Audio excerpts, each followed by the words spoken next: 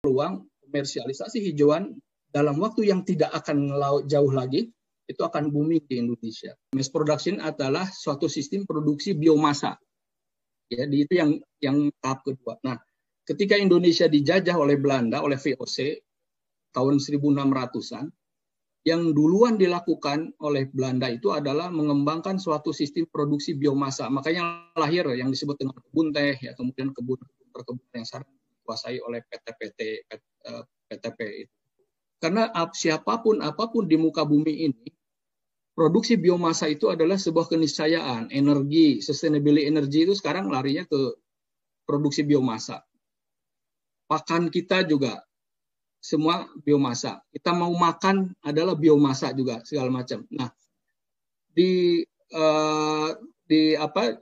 tahap revolusi industri kedua itu, produksi biomasa itu membentuk suatu kultur yang disebut dengan agriculture tadi. Jadi kultur agrinya itu terbentuk. Di situ ada revolusi yang disebut dengan revolusi hijau pada saat itu.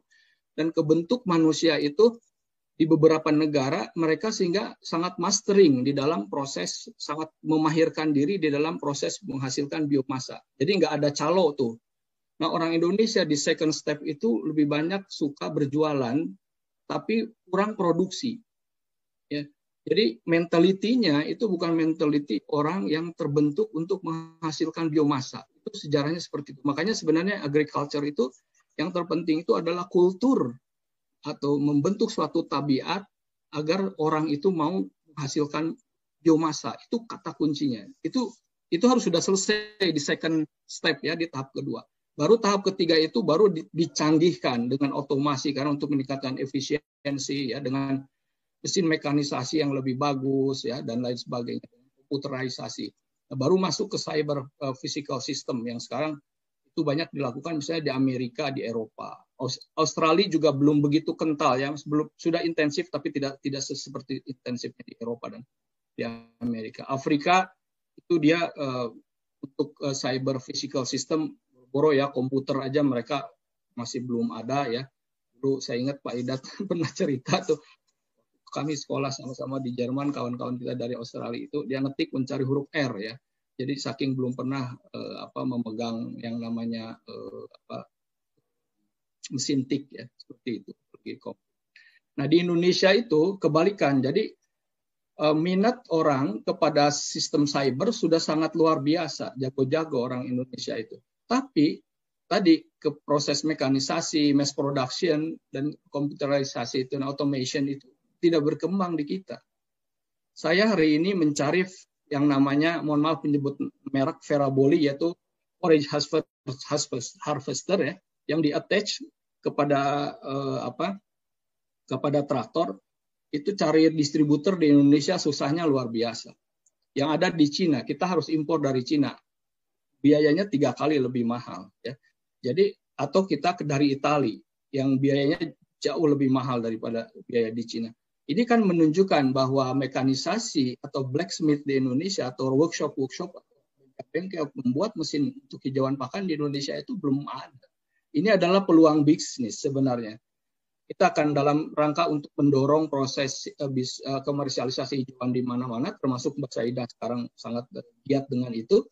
Tapi kita terkendala dengan mass production-nya. Ya, ketika misalnya ada permintaan pasar begitu banyak. Jadi hanya sifatnya lokal akhirnya, tidak bisa nasional ya, berbisnis hijauan pakan.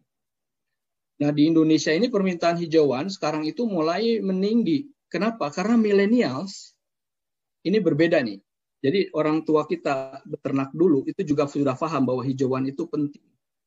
Tapi selalu mencari alternatif. Ya, alternatif jerami ini segala macam. Yang konsekuensi ada tentu pada quality. Tapi millennials ada kecenderungan sekarang apa?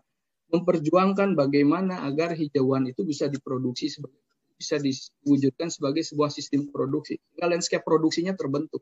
Itu sekarang ada ya.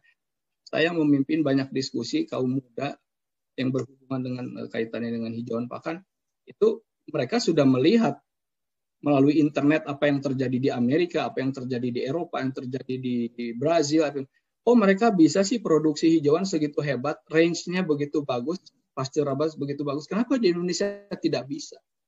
Nah, dulu orang tua kita ketika mereka pelihara ternak kan mereka tidak punya akses pada inspirasi-inspirasi seperti itu. Jadi apa yang ada di depan orang tua kita itulah yang kemudian menurut dia harus dicarikan alternatifnya. Tapi millennials itu sudah mulai menerobos pemikiran-pemikiran batas ya, bukan hanya sekedar di wilayah kita. Ya.